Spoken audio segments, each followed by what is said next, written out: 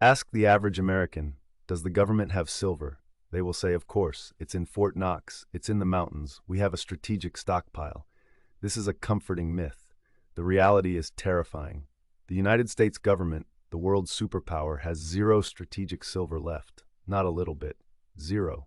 We used to hold billions of ounces. We had the power to dictate the global price. But over the last 40 years, we quietly sold every single bar. We sold the family silver to pay the electric bill. Now we are facing a war for resources with China, episode 031, and we are entering the battlefield empty-handed. How did we lose the greatest treasure hoard in history? And what happens when we need it back?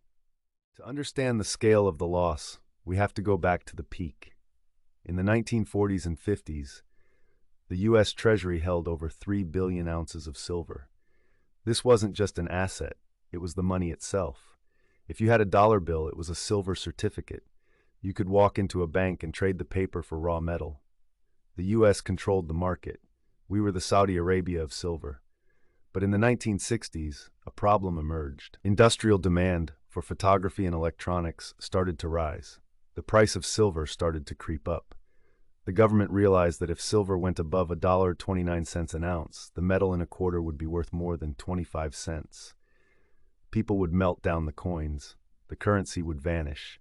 So they made a fatal decision: demonetization. In 1965, LBJ removed silver from our coinage. Suddenly, the government had billions of ounces of surplus silver that was no longer money. They moved it to the Defense National Stockpile Center. It was supposed to be kept for war. But starting in the 1970s and accelerating in the 90s, the government started selling. They held auctions. They sold it to industrial users like Kodak. They sold it to coin dealers. They flooded the market to keep the price low. This was the Great Unstacking. Day after day, truckloads of strategic silver left government vaults and disappeared into consumer products. By 2002, the Defense Logistics Agency, DLA, announced that the silver stockpile was effectively depleted. We sold a strategic asset at the bottom of a bear market to subsidize cheap film for cameras. Conspiracy theorists say, that's a lie. They still have a secret stash. Here's the forensic proof they don't: the U.S. Mint. By law, the U.S. Mint must produce American Silver Eagle coins to meet public demand. If the government had silver, the mint would never run out.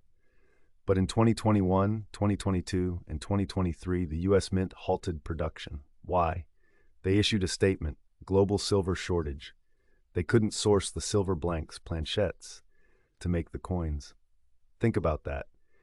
The United States government had to stop making its own money because it couldn't buy silver on the open market. If there was a secret bunker, they would have opened it.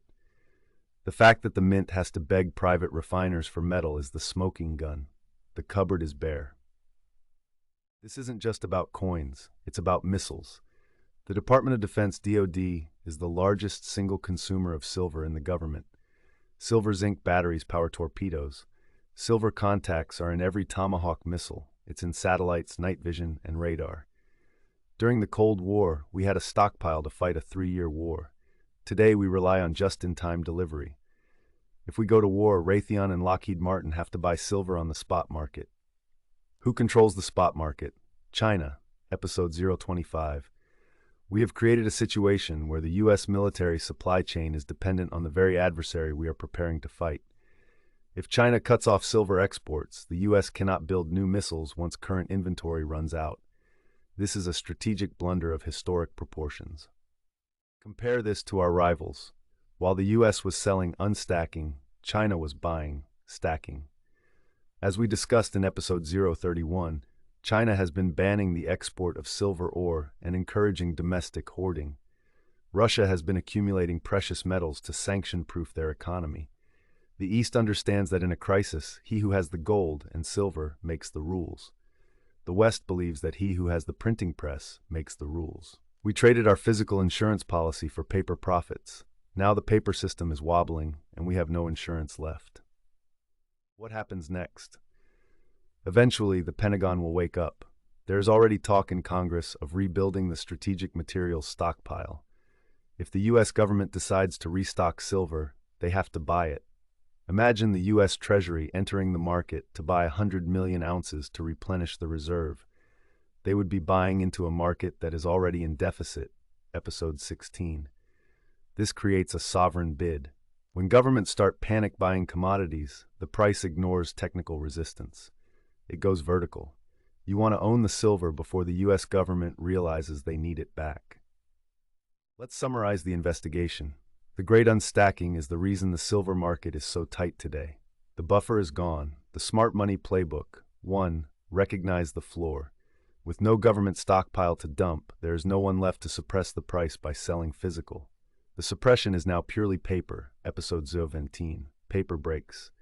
2. Front-run the defense debt. Eventually, national security will force the U.S. to buy.